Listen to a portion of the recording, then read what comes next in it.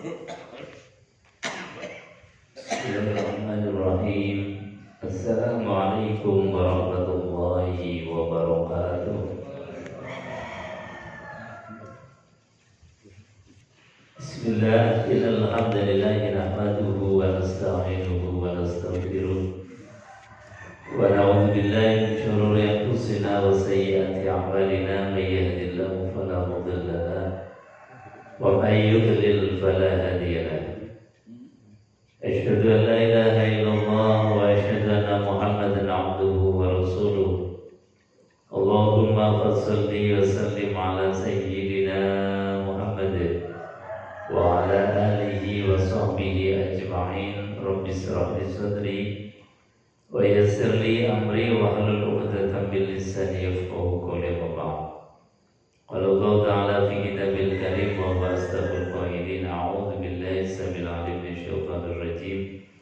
Bismillahirrahmanirrahim. Ya ayyuhalladzina amanu taqullaha haqqa tuqatih wa la tamutunna illa wa antum muslimun. Shadaqallahul 'azim wa shadaqa rasuluhul karim wa nahnu 'ala dzalika minasyahidin walhamdulillahi rabbil alamin. Bapak Ibu hadirin jemaah salat subuh dan kajian subuh Masjid As-Salam yang dimuliakan Allah Subhanahu wa taala. Alhamdulillah wa syukurillah la ni'matillah. Pagi hari ini kita ditakdir oleh Allah Subhanahu wa taala untuk menjadi hamba Allah yang terkaya. Kenapa terkaya? Karena baginda Rasulullah SAW mensifati orang yang dibangunkan lagi oleh Allah, dihidupkan lagi oleh Allah Subhanahu wa taala, kemudian mampu melaksanakan 2 rakaat fajar, itu khairun minad dunya wa ma fiha, lebih baik dibandingkan dengan dunia dan seisinya. Artinya bahwa yang kita lakukan tadi, baik sunnah fajar ataupun sholat subuh, itu bandingannya kalau ada imbang-imbangan, ada perbandingan, maka masih lebih baik 2 rakaat fajar, masih lebih baik sholat subuh dibandingkan andai kata kita diberikan dunia dan seisinya saat ini.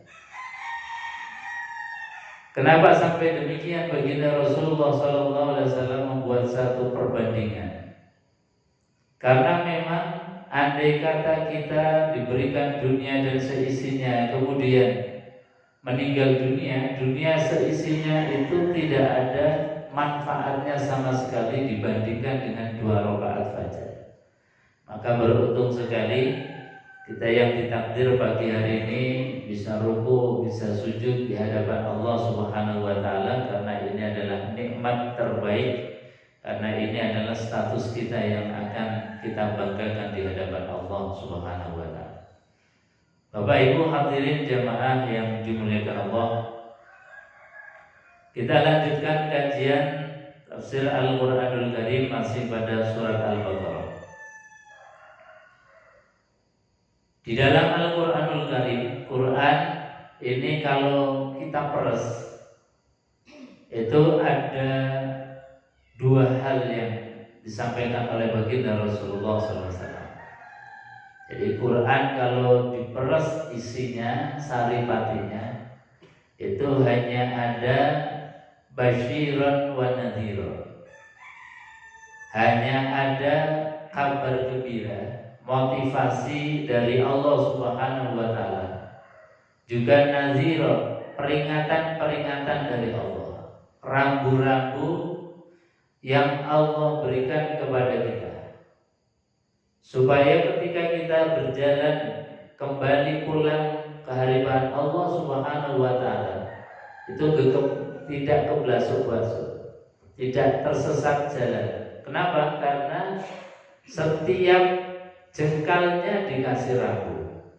Setiap kita berjalan ada rambu di sana. Jadi ada rambu belok kanan, ada lampu belok kiri, ada rambu stop dan lain sebagainya. Itu adalah naziran, peringatan-peringatan. Beberapa kajian kita sebelumnya itu adalah bentuk dari naziran, peringatan-peringatan Allah Subhanahu wa taala. Jangan sampai seperti orang kafir yang sifatnya itu kata Allah dalam Al-Qur'anul Karim, sawa'un 'alaihim a'andartahum am lam tundirhum la yu'minun. Ini ragu. Jangan jadi orang kafir yang punya sifat dikasih nasihat, dikasih peringatan gak ngefek belas. Sawa'un 'alaihim a'andartahum am lam tundirhum la yu'minun. Tetap aja gak ngefek, tetap aja tidak beriman. Maka kita diberikan oleh Allah piranti di dalam jawarih kita, semua anggota tubuh kita, ada mata, ada telinga, ada hati. Jangan sampai kita kemudian tadi diberikan peringatan atau tidak, gak ada bedanya. Nah, alhamdulillah ketika kita setiap saat, setiap kesempatan dikasih nasihat oleh Quran, kemudian ada perubahan-perubahan sikap, ada perubahan-perubahan perilaku. Nah, ini yang kemudian menjadi cirinya orang beriman. Jadi cirinya orang beriman itu bukan harus kemudian jadi baik ya, karena yang dinilai oleh Allah itu bukan hasil akhir, tetapi proses yang dinilai oleh Allah. Usaha ikhtiar itulah. Ketika kita misalnya belum bisa berinteraksi dengan Quran, kemudian kita belajarnya kita itulah yang dinilai.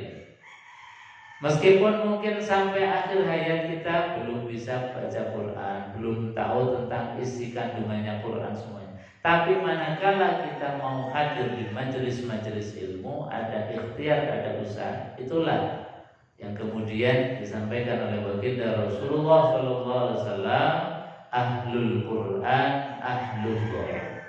Keluarga Quran, ahli Quran itu adalah keluarganya Allah Subhanahu wa taala. Siapa yang dimaksud dengan ahlul Quran? Satu, man ta'allamal Quran, orang yang mau belajar Quran. Belum bisa baca, kita datangi ustaz, minta diajarin al-Fatihah sampai kemudian bisa. Setelah bisa dibaguskan bacaannya dengan tahsin, itu juga ikhtiar. Setelah bacaannya bagus, ditambahi dengan pemahaman tiap hari.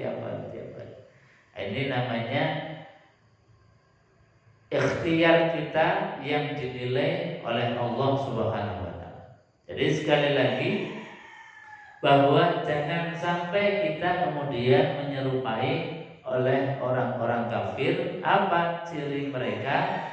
Sawa'un 'alaihim a'andartahum am lam tundirhum la yu'minun. Kalau sudah begitu kemudian khatam Allah mengunci mati baik pendengaran, penglihatan, hati kita. Itu yang sampai kepada tingkat ekstrim. Mudah-mudahan kita tidak termasuk golongan yang seperti itu. Atau juga peringatan Allah, jangan seperti orang-orang munafik. Ini namanya perasan Quran naziro, peringatan. Jadi setiap jengkalnya kita ini dikasih rambu oleh Allah.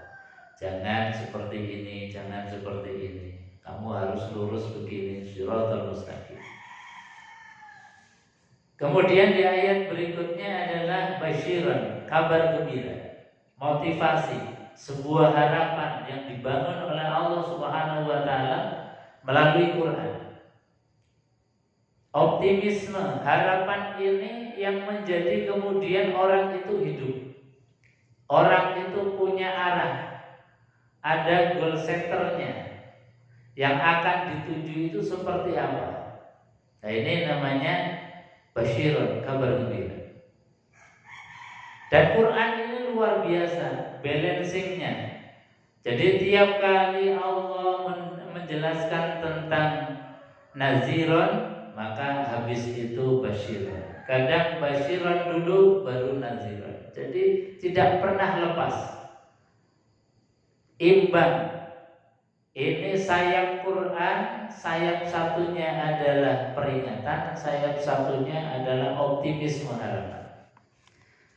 Allah kasih harapan, wa basyiril ladzina amanu wa 'amilus sholihat. Wa basyir, dan Allah memberikan kabar gembira.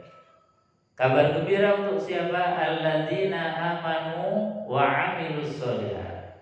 Bagi orang yang beriman wa 'amilus sholihat, sekaligus mau beramal soleh. Jadi tidak cukup komitmen iman, pengakuan iman, tapi tidak ada bukti konkret keimanan itu. Makanya disebutkan amanu wa 'amilus sholihat. Jadi iman itu juga harus diukur, ada barometernya. Kalau iman itu hanya sebatas lip service, ucapan semata, pengakuan, ini masih belum yang diberikan harapan oleh Allah Subhanahu wa taala. Kenapa? Karena belum ada indikator yang bisa diuji. Indikator yang bisa untuk dinilai apakah kita ini iman atau tidak. Nah, seperti dulu sering saya sampaikan, di antara indikator iman yang beliau Rasulullah SAW sampaikan itu dalam hubungan kita sehari-hari. Misalnya Rasulullah mengatakan, "Man kana yu'minu billahi wal yawmil akhir fala yu'zi jaruhu." Orang yang ngaku beriman kepada Allah, kepada hari akhir, barometer pertama ini jangan sakiti tetangga. Ini tetangga ini ukuran iman. Jadi jangan sampai kemudian kita di dalam bermasyarakat ada gesekan yang sampai kepada qat'ur rahim, memutuskan silaturahim. Nah, ini jangan sampai tingkat retak bahkan pecah. Kalau hanya sekedar bunyi-bunyian, ya piring, kalau ketemu piring pasti bunyi. Kalau ibu-ibu nyuci garpu, sendok, ya pasti ada bunyinya. Itu wajar saja. Masyarakat juga kadang-kadang begitu. Apalagi ini musim-musimnya kampanye. Ini biasanya sama teman, sama apa di grup atau di apa, dia saling mengunggulkan daripada pilihannya masing-masing. Kalau masih dalam tahapan ya tadi hanya untuk rame-rame saja, bunyi-bunyian kanan kiri, ya masih dalam hal yang dianggap wajar. Tapi jangan sampai kemudian retak, apalagi sampai pecah, sampai qat'ur rahim, memutuskan tali silaturahim. Ini yang harus dijaga. Dalam hubungan kemasyarakatan, dalam hubungan bertetangga, jangan sampai tidak pernah bertegur sapa. Bertahun-tahun tidak pernah ngobrol. Nah, ini jangan sampai. Karena apa? Ternyata ukuran barometer iman itu yang dikatakan alladzina amanu wa 'amilus sholihat, harus ada indikator, diantaranya adalah berbaik dengan tetangga. Maka yu'minu billahi wal yawmil akhir falyukrim dhaifah. Orang yang ngaku iman kepada Allah, iman kepada hari akhir, juga diantara kompetensinya itu adalah memuliakan tamu. Ini Rasulullah. Jadi mengukur iman itu bukan hanya sekedar kita sholat, menjaga jamaah, tidak cukup dengan itu. Tapi dalam hubungan kemasyarakatan, kata Rasulullah, ketika ada tamu kita muliakan. Karena apa? Tamu itu hakikatnya adalah utusannya Allah Subhanahu wa taala untuk mengukur imannya kita. Janjinya si A itu ngaku iman, bener enggak? Datangkanlah oleh Allah tamu yang dikenal maupun yang tidak. Ini tamu sebagai pengukur iman kita. Jangan sampai kita kemudian kedatangan utusannya Allah, tamunya Allah, kita cukup lihat di korden, kalau itu kira-kira membawa tentengan, ya kita buka pintunya, tapi Tapi kalau bawa stok map kemudian pintunya kita tidak buka, pilih-pilih, ini namanya bukan akrim dhaif. Padahal apa? Tamu kita pasti sudah ngasih hadiah kepada kita. Tamu kita pasti sudah memberikan penghormatan. Apa hadiah yang diberikan tamu? Sudah ngasih doa kepada kita. Assalamualaikum, assalamualaikum. Bahkan karena lama nggak dibuka pintunya, doanya semakin banyak untuk kita. Tapi kita belum memberikan apa-apa kepada tamu. Ini salah besar kata Quran. Jadi kalau kita mau teorinya Quran, nasihatnya Quran, fa idza qayyitum bi tahiyyatin fahayyu bi ahsana minha aw misliha. Ketika kalian telah diberikan penghormatan, penghormatan itu macam-macam bentuknya, termasuk doa, termasuk salam, itu penghormatan. Fahayyu bi ahsana minha. Maka kata Quran, etikanya orang beriman itu fahayyu bi ahsana minha. Balaslah penghormatan itu bi ahsan, dengan yang lebih baik. Jadi tamunya mengucapkan assalamualaikum, kita balas waalaikumsalam warahmatullah. Tamunya mengucapkan assalamualaikum warahmatullah, kita balas dengan waalaikumsalam warahmatullah wabarakatuh. Itu sudah standar Quran. Quran mengatakan fahayyu bi ahsana minha, dengan yang lebih baik. Au misliha, minimalnya itu sepadan. Tamu sudah ngasih doa, ya kita minimal doa balik kepada tamunya. Syukur-syukur tadi kita suruh masuk, kita muliakan, kita jamu. Itu adalah etika dan perintahnya Quran. Jadi tamu itu sekali lagi adalah barometer ukuran iman. Manakala kita ini bisa untuk hormat, menjamu, menghormati tamu, itu berarti kita ini ada iman. Karena apa? Bukan masalah sosialnya, ada tamu, ada orang kemudian kita muliakan, tetapi ini adalah bagian dari perintahnya Allah Subhanahu wa ta'ala. Makanya kita, orang-orang tua kita, guru-guru kita mentradisikan, sehingga kita punya tradisi itu senang undang tamu, senang undang tamu.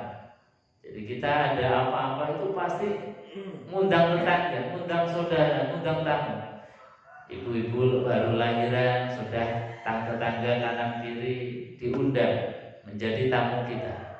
Nanti 7 hari atau 40 hari akikohan diundang lagi. Kalau anaknya laki-laki besar dikit khitanan, ngundang tamu lagi. Nanti kalau anak sudah besar, kemudian mantu menikahkan, undang tamu lagi. Sampai kita meninggal dunia pun pintu masih dibuka untuk hadirnya tamu. Ini luar biasa. Jadi satu syariat kemudian dibumikan, syariat kemudian menjadi satu tradisi, menjadi budaya. Nah, inilah Indonesia, pintarnya luar biasa. Karena apa? Karena memang tamu itu sebagai barometer iman. Maka yu'minu billahi wal yawmil akhir falyukrim dhaif. Maka yu'minu billahi wal yawmil akhir falyakul khairan aw liyasmut. Kata Allah, di antara ukurannya iman itu juga dari lisan kita. Kalau lisan itu terunyak-terunyuk, ngomong itu gak dipikir, asal bahasa kita waton jeplak, waton ngomong. Nah ini bahaya. Orang yang kemudian sampai kepada kalimat ini kan mulutku sendiri ngomong apa terserahku, ini bahaya. Berarti ini belum memahami lisan itu adalah kompetensi barometer iman kita. Semakin bisa menjaga lidah yang tidak bertulang ini, bisa memanage, maka semakin tinggi kualitas iman kita. Tapi kalau iman kita ini dilihat dari lisannya tidak terkontrol, apa-apa dikomentari, apa-apa kemudian dibicarakan, tidak dipikir dulu apakah kira-kira kalau saya ngomong manas kayak kuping atau tidak. Kalau saya ngomong ini ada manfaatnya atau tidak. Kalau orang ini nggak bisa mengontrol apa yang dia keluarkan dari lisannya, ini bahaya. Bahkan ada kapling neraka khusus bagi orang yang tidak bisa menjaga lisannya. Kata Quran, ini penghuni neraka sakor, namanya neraka sakor, kapling yang khusus bagi orang-orang yang tidak bisa menjaga lisan. Ketika penghuni neraka sakor ditanya, kenapa kamu masuk ke sini? Di antara sebabnya wa kunna nakhudhu ma'al khaidin. Dulu di dunia ini kami seringkali bisik-bisik, ngomong-ngomong ma'al khaidin, berbicara jelek bareng-bareng dengan orang yang berbicara jelek. Ini kan zaman kita banget. Jadi kalau zaman kita ini, kalau bicara jelek tidak cukup 2 orang. Kalau dulu mungkin paling banter 2 orang, 3 orang. Tapi kalau zaman sekarang, kalau ada kejelekan dibicarakan ma'al khaidin, berjamaah, saling saut menyaut, apalagi di media sosial. Sini sudah nyautin, sini ngegongin, macam-macam. Akhirnya apa? Menjadi viral. Ini bahaya. Padahal berita itu adalah berita yang kebenarannya belum bisa dipastikan. Nah, ini sudah sejak awal Quran mengingatkan bahwasanya orang yang tidak bisa menjaga lisannya, tidak bisa menjaga mulutnya, akan dimasukkan kapling neraka namanya neraka sakor. Karena apa? Penghuni neraka sakor sudah mengingatkan, ini sebuah peringatan.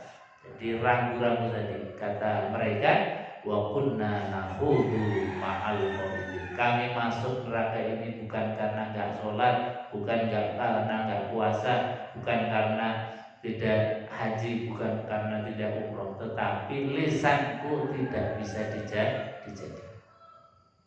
Bapak Ibu hadirin jemaah yang dimuliakan Allah Subhanahu wa taala. Maka seperti Al-Imam Syafi'i itu memberikan pelajaran luar biasa. Dan ini dikutip di dalam kitab Al-Azkar Nawawiyah, Imam Nawawi mengutip pelajaran dari Imam Syafi'i. Apa kata beliau? I'lam yang bagi likulli mukallafin ayyahfadha lisana min jami'il kalam illa kalaman tadhaharat maslahah. I'lam, ketahuilah, yang bagi likulli mukallafin, wajib bagi orang yang mukallaf, dewasa, yang bisa berpikir kira-kira omonganku ini ngaduk ke hati atau panas ke hati, kira-kira omonganku ini ada manfaatnya atau enggak ya. Jadi dipikir dulu, itu namanya mukallaf, orang yang bisa nimbang-nimbang. Wajib bagi mukallaf ayyafadhal lisana, menjaga lisannya, min jami'il kalam, dari semua perkataan. Jadi ditimbang-timbang dulu, diukur dulu. Illa kalaman tadhaharat maslahah, kecuali ucapan yang memang kalau sudah dipikir, oh ini baik, oh ini buruk. Faidah stawa, andai kata ditimbang itu sama, ya ada baiknya, ada buruknya. Kata beliau Al-Imam Syafi'i, fasunnatuhul imsak, masih tetap lebih diutamakan, didahulukan diam. Ketika ditimbang, diukur, itu sama antara baiknya dan buruknya. Itu sampai sebegitu Al-Imam Syafi'i di dalam memberikan pengajaran kepada kita. Karena apa? Wa ma talfizu min qaulin illa ladaihi raqibun atid. Tidaklah apa yang kau ucapkan kecuali ucapan kita pasti dicatat oleh malaikat raqib dan malaikat atid. Enggak ada yang kelewat. Meskipun itu ucapan-ucapan yang remeh. Dalam tafsir ayat itu, meskipun ucapan saya makan, saya minum, saya pergi, ucapan-ucapan yang remeh itu pun tidak tertinggal, dicatat dengan rapi, divideo oleh malaikat, sehingga tidak ada satu ucapan pun yang tertinggal. apalagi ucapan-ucapan yang punya potensi tentang masalah hukum. Ini menjadi hal yang harus dijaga betul. Ucapan-ucapan yang berpotensi mengakibatkan hukum ini harus dijaga. Bapak Ibu hadirin jemaah yang dimuliakan Allah Subhanahu wa taala. Jadi kata Quran wa basyir, dan Allah memberikan kabar gembira, motivasi, harapan alladzina amanu wa amilus solihat, bagi orang yang beriman dan bisa diukur keimanannya dengan bukti konkret dalam kehidupan kita sehari-hari. Diberikan kabar apa? Anna lahum jannatin tajri min tahtihal anhar, sesungguhnya lahu bagi mereka jannatin, surga. Ini sudah puncak daripada motivasi kita, yaitu surganya Allah. Meskipun ini adalah puncak daripada puncak kesenangan, ada lagi puncak daripada kenikmatan surga, yaitu melihat Allah Subhanahu wa taala. Wujuhu yawma idzin nazirah ila rabbiha nazirah. Itu sudah puncak daripada puncak kenikmatan. Tapi di dalam tahapan itu ada kenikmatan yang dijanjikan oleh Allah, annalahum jannatin tajri min tahtihal anhar. Diberikan kepada mereka jannah, surga. Surga yang seperti apa? Ini kemudian dikasih gambaran, bocoran oleh Allah. Surga itu diantara gambarannya tajri min tahtihal anhar, yang di bawahnya mengalir sungai-sungai. Ini di dalam beberapa tafsir disebutkan, Allah menyebutkan secara fisikali, memvisualisasi, memaketkan surga. Ada ada maketnya. Itu kata para ahli tafsir, dalam rangka untuk memudahkan kita mencerna kira-kira surga yang dijanjikan oleh Allah itu seperti apa. Padahal hakikatnya surga itu di dalam keterangan hadis Rasulullah SAW, gambaran surga itu belum pernah terbersit dalam pikiran, belum pernah ada terbersit di dalam kerentak hati kita seperti apa. Itu saking nikmatnya. Tapi kalau dalam bahasa Quran ini untuk memudahkan kita. Dan dalam pembahasan tafsir disebutkan, kenapa Allah menyebutkan nikmat surga itu dengan nikmat yang physically, seperti tadi tajri min tahtihal anhar, yang surga itu mengalir di bawahnya. Karena konteks saat itu, kata ulama ahli tafsir, yang diajak bicara, yang didakwai Quran saat itu adalah orang-orang yang materialisme, orang yang pikirannya itu sesuatu itu harus dimaterikan, harus diindrakan. Sehingga ketika Allah membahasakan surga, Allah juga mengindrakan surga itu seperti apa, supaya mudah untuk dicerna. Karena memang konteks Quran saat itu adalah orang-orang yang memang serba materialistik. Jadi ukurannya adalah benda. Sampai Tuhan pun dibendakan. Ketika mereka mau menyembah itu, ya harus ada bendanya yang disembah. Makanya mereka itu buat patung-patung. Jadi patung-patung itu adalah visualisasi Tuhan, karena mereka itu enggak seret, enggak mantap kalau Tuhan itu tidak dibendakan. Kalau menyembah itu enggak ada bentuknya. Ini puncak daripada puncak materialistik, puncak daripada materialisme itu adalah sesuatu diukur dengan benda, sampai Tuhan pun dibendakan. Seperti misalnya sahabat Umar bin Khattab, dalam suatu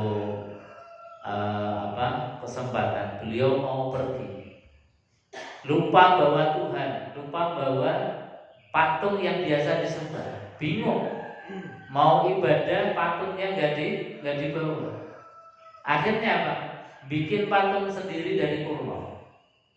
Jadi satu kurma ditusuk pakai lidi jadi kepala, yang lain jadi tubuh, yang lainnya lagi jadi tangan, jadi kaki. Kemudian ditaruh di depannya. Kemudian beliau sembah sendiri. Habis sembah karena lapar, kemudian Tuhannya dipreteli satu-satu dimakan. Makanya ketika beliau sudah masuk Islam ini, pernah ketika bermajelis dengan Rasulullah SAW, itu beliau guyu-guyu sendiri, dia nangis sendiri. Ketika ditanya, wahai Umar, kenapa engkau tadi nangis, kok sekarang ketawa-ketawa? Apa kata Umar? Ya saya nangis karena ingat dulu zaman jahiliyah. Anak perempuanku yang tidak berdosa aku kubur hidup-hidup.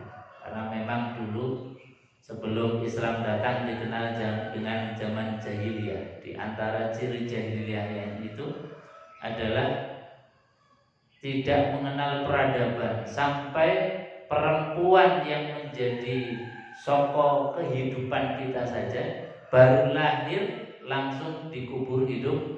Karena tradisi jahiliyah punya pemahaman kalau punya anak perempuan itu adalah aib, tidak bisa membantu keluarga, malah menjadi beban keluarga.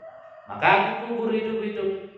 Ketika saya mengingat itu rasanya nggak kuat, maka saya menangis. Lah, kenapa tadi kamu itu kemudian ketawa-ketawa? Saya ingat dulu zaman jahiliyah, saya pernah menjadi manusia yang paling hebat, sampai-sampai Tuhan pun aku makan. Sampai Tuhan pun dimakan. Jadi ketika bepergian tidak membawa patung, kemudian patungnya dibikin sendiri, disembah sendiri. Setelah disembah karena lapar, kemudian dipreteli satu-satu dimakan. Nah, itu gambaran puncak daripada materialisme, sampai-sampai Tuhan pun dibendakan. Makanya Allah Subhanahu wa taala ketika menggambarkan nikmatnya surga itu, ya supaya mereka bisa mencerna apa itu surga, disampaikan oleh Allah. Surga itu diantara gambarannya adalah tajri min tahtihal anhar. Karena memang saat itu tadi secara intelektual mereka itu materialisme. Juga secara geografis, kondisi orang yang didakwai oleh Quran itu gersang, tidak ada apa-apa. Jangankan sungai, sumber mata airnya pun tidak ada. Maka ketika digambarkan bahwa surga itu mengalir di bawahnya sungai-sungai, itu rasanya kemudian mereka itu, wah, ini sesuatu yang istimewa, sesuatu yang paling nikmat. Nah, kalau Quran ini turunnya di Indonesia, mungkin bahasanya, wah, saya rumahnya aja sudah di bawahnya sungai-sungai, berarti saya sudah berada di surga. Karena apa? Indonesia itu sungainya di mana-mana. Jadi memang kita itu berada, kalau dalam gambarannya Quran, memang kita sudah kaya-kaya di surga. Coba kita lihat bawah, itu kan sudah sungai-sungai mengalir semua.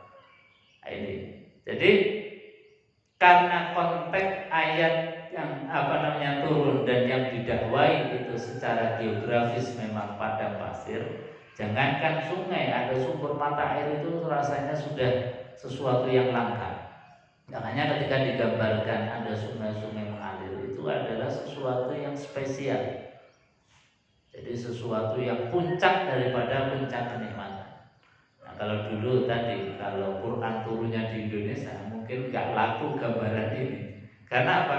Kita sudah di setiap jengkal itu sungai-sungai sudah mengalir. Maka tadi gambarannya para ulama ini hanya memberikan satu gambaran, membuat maket, satu ilustrasi surga. Yang sejatinya surga itu belum pernah terbersit oleh indera manusia manapun. Ini Quran. Kullama ruziqu minha min samarati rizqan qalu hadzal ladzi ruziqna min qablu wa utu bihi mutasyabiha. Kullama ruziku, dan setiap kali, kata Allah Subhanahu wa taala, setiap kali diberi rezeki oleh Allah Subhanahu wa taala min samaratin, dari buah-buahan, rizqan, sebagai rezeki kita. Qalu, mereka mengatakan, hadzal ladzi ruziqna min qabl wa utu bihi mutasyabihan. Ini yang dulu diberikan kepada kami. Jadi memang surga itu standarnya adalah kenikmatan-kenikmatan dunia yang dulu di di dunia itu sudah kita pernah mengenyamnya. Jadi gambaran buah ternikmat, makanan terenak, itu sesuai dengan mindset kita, sesuai dengan mindsetnya kita. Hadzal ladzi ruziqna min qabl. Karena apa? Nanti di surga kita kan menginginkan sesuatu yang memori-memori dulu di dunia ini sudah pernah kita rasakan. Jadi kalau belum pernah merasakan memori nikmat di dunia, ya kita nggak bisa minta. Makanya kita itu disuruh oleh Allah Subhanahu wa taala di dunia itu menikmati makanan-makanan halal yang ternikmat yang disediakan oleh Allah di dunia.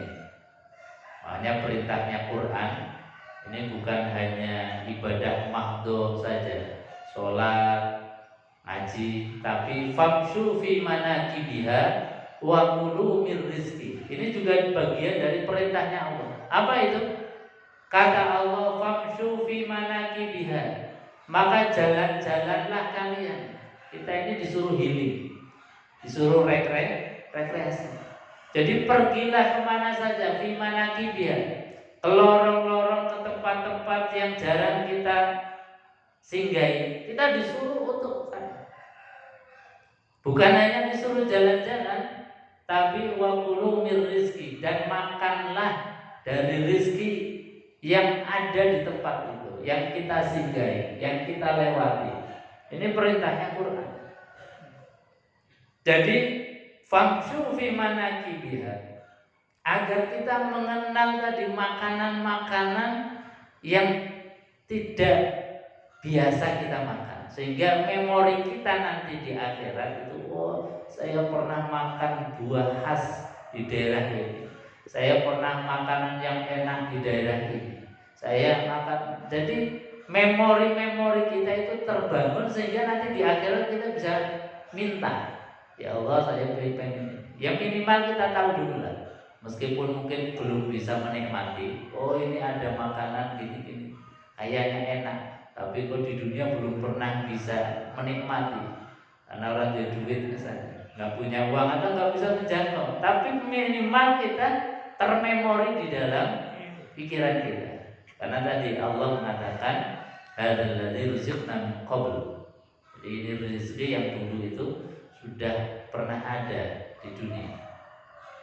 Hanya perintahnya Quran, famshu fi manakibiha wa kulu mir rizqi. Famshu fi manakib, maka berjalanlah. Manakib itu artinya tempat-tempat yang memang jarang dikunjungi orang, tempat-tempat yang kita nggak biasa singgahi, manakib.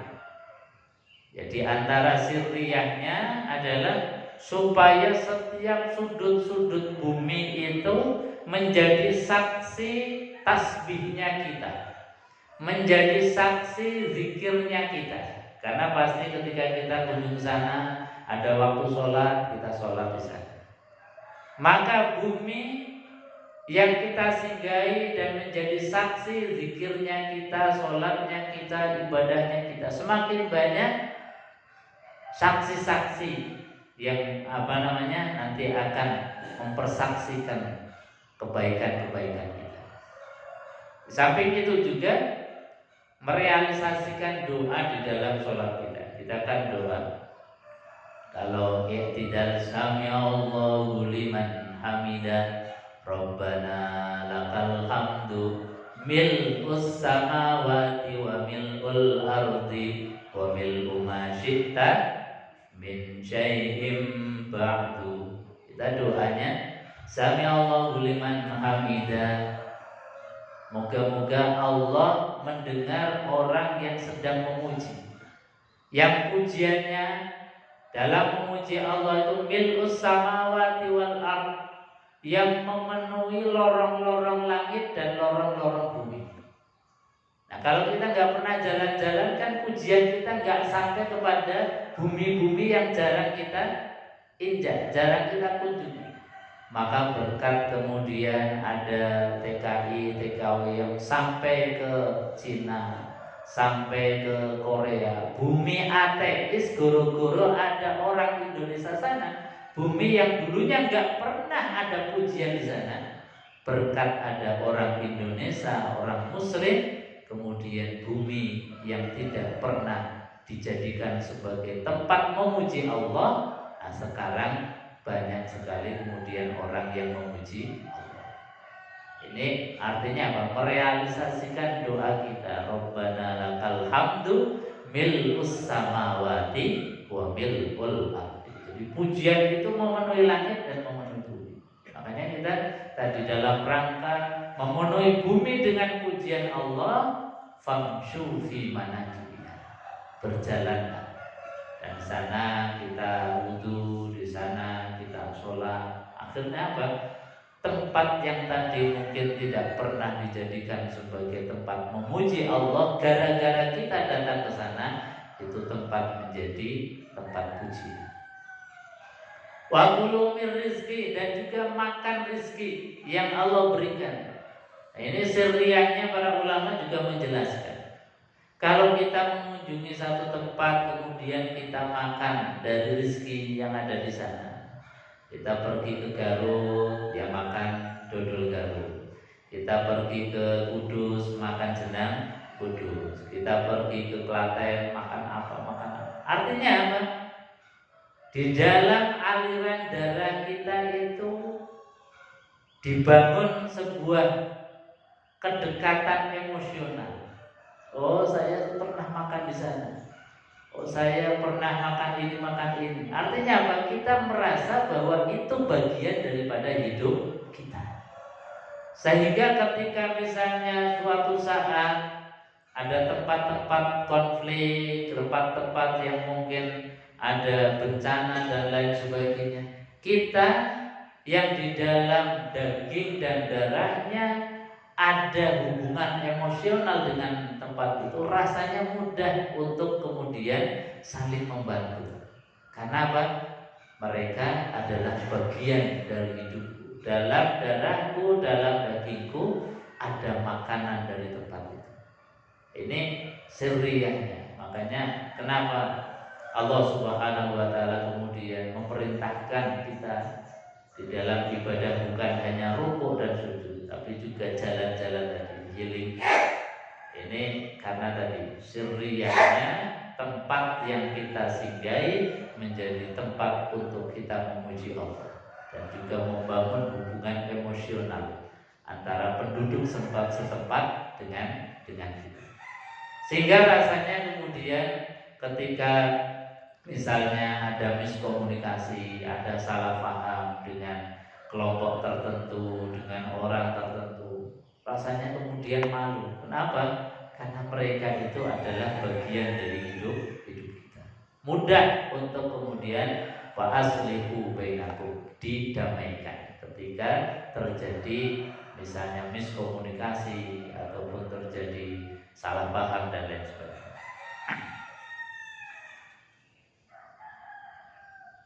Jadi kata Allah, hadzal ladzi ruziqna min qablu wa utubihi mutasyabiha, yang serupa. Jadi dikasih oleh Allah nanti di akhirat kita sebagaimana gambaran kita, mindsetnya kita bisa minta sesuatu kan karena kita tahu ada di dunia ini, oh yang enak begini, sehingga kita misalnya minta kepada Allah Subhanahu wa taala. Walahum fiha azwajum mutahharah. Walahum, dan bagi mereka fiha di dalam surga azwaj, yaitu pasangan hidup mutahharah yang suci. Ini juga digambarkan oleh Allah Subhanahu wa taala. Biasanya nikmat tertinggi di dalam mindset pandangan kita itu biasanya seksualitas. Makanya kemudian diberikan pasangan hidup. Tidak ada artinya hidup ini kalau tidak ada pasangan. Sekaya apapun, sepinter apapun, sehebat apapun, kalau laki-laki nggak ada istri, kalau istri nggak ada laki-laki, itu rasanya hampa. Makanya di antara janjinya Allah, walahum fiha azwaj, diberikan oleh Allah pasangan hidup yang bagaimana? Mutahhar. Ini luar biasa bahasa yang diambil oleh Quran, diksinya luar biasa. Azwaj, pasangan hidup mutahhar. Jadi bukan disebutkan cantik, bukan disebutkan pinter, bukan disebutkan itu dia terkenal atau apa, tapi sifat yang disematkan oleh Allah kepada azwaj, pasangan hidup kita ini adalah mutahhar, suci. Suci ini kan artinya, ya kalau misalnya pinter berarti kepintarannya itu kepintaran ilmu yang bermanfaat. Kalau kemudian cantik itu cantik yang berkah. Nah, sekarang ini kan kadang orang-orang itu hanya memikirkan pasangan hidup yang cantik, yang ganteng. Padahal cantik ganteng itu belum tentu menjadi berkah di dalam hidupnya.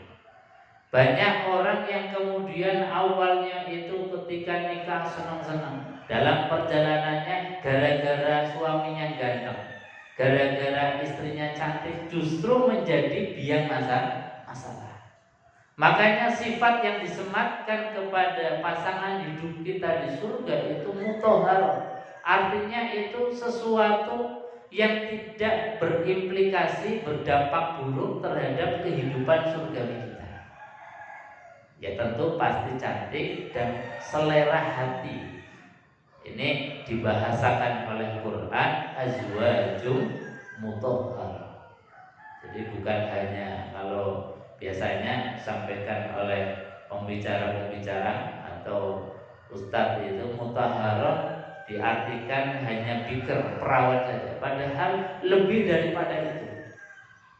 Jadi apa artinya perawan, apa artinya bikir, kalau hanya sekedar nafsu biologis. Tapi bahasa diksi yang diambil oleh Quran mutahhar ini menyeluruh semuanya. Dalam berbagai segi kehidupan yang ada di dalam pasangan hidup kita itu, semuanya adalah memberikan satu keteduhan hati.